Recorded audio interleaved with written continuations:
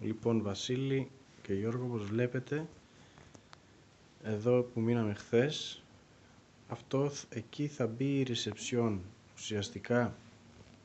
Ουσιαστικά εδώ αυτό το μέρος θα είναι η μία είσοδος.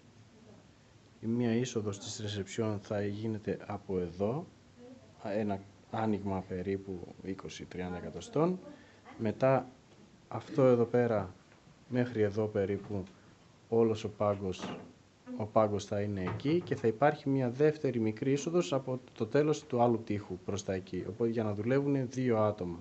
Ο ένας θα κάθεται ουσιαστικά κάπου εδώ για να έχει άμεση επαφή με την είσοδο εκεί. Αυτό φυσικά θα φύγει από εκεί και θα πάει το σαλονάκι από εκεί που είναι, θα μεταφερθεί σε εκείνη την πλευρά. Και όπως είπαμε, αυτά χθες. Και εδώ τώρα μπαίνουμε μέσα στο δωμάτιο όπου είναι για το πρωινό. Αυτό εδώ, τα τραπέζια και οι καρέκλες θα φύγουν.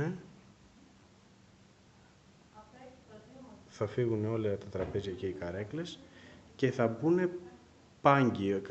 Καταλαβαίνετε τώρα, όπως είναι τα γερμανικά, ρε παιδί μου. Δηλαδή, όλο γύρω-γύρω θα μπουν πάγκοι,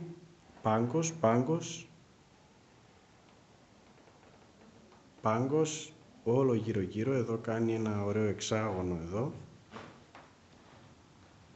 Ακριβώς. Εδώ θα μπει και εκεί μάλλον θα είναι πάγκος, ή αν έχετε να προτείνετε και κάτι για αυτή τη γωνία να αξιοποιηθεί όμορφα με ένα ωραίο όμορφο τραπέζι για περισσότερα άτομα, θα ήταν ωραίο και αυτό. Εδώ πάλι πάγκι. Το καλοριφέρ καλά θα ήταν να φύγει, είναι παλιό, να μπει κάπως ένα πιο σύγχρονο καλοριφέρ με λίγα λόγια. Μέχρι πάγκι και τα τραπέζια μετά να είναι ουσιαστικά να είναι πιο πολύ, δηλαδή να κάθεται ένας στον πάγκο, από τη μέσα μεριά τραπέζι και καρέκλα. Τραπεζάκι και καρέκλα, δηλαδή τα τραπεζάκια να είναι πιο μικρά από ό,τι είναι τώρα και μία καρέκλα από την έξω πλευρά. Οπότε αν θέλουν μετά τετράδα να φάει πρωινό, απλά να ενώνουν τα τραπέζια, δύο στον πάγκο, δύο στις καρέκλες. Έτσι είναι πιο flexible, ας πούμε, πιο ωραίο για να μπορούν άνετα να κάθονται και πιο πολλά ζευγάρια, ας πούμε, και ίσως μας ανοίξει και ο χώρος. Βέβαια, αν έχετε να προτείνετε κι εσείς κάτι, εννοείται όλα είναι ανοιχτά. Και πάνω, δεν ξέρω αν το βλέπετε, ένα φωτισμό έτσι λίγο διαφορετικό ή κρυφό φωτισμό, ή καλά θα ήταν να μπει κάποιος πολυέλαιος, κάποιο φωτιστικό, δεν ξέρω.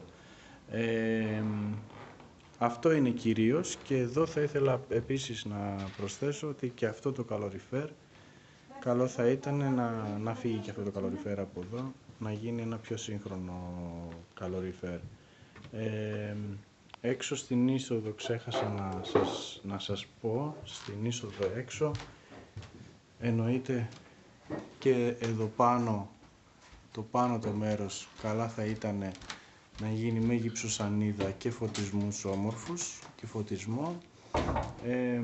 Και εδώ έξω στην είσοδο, ήθελα να πω, εδώ καλά θα ήταν ο τοίχος εδώ κάπως να παίξουμε με έναν ωραίο όμορφο κρυφό φωτισμό ή κάπως να τον γεμίσουμε, είναι ακριβώς πριν την είσοδο της reception.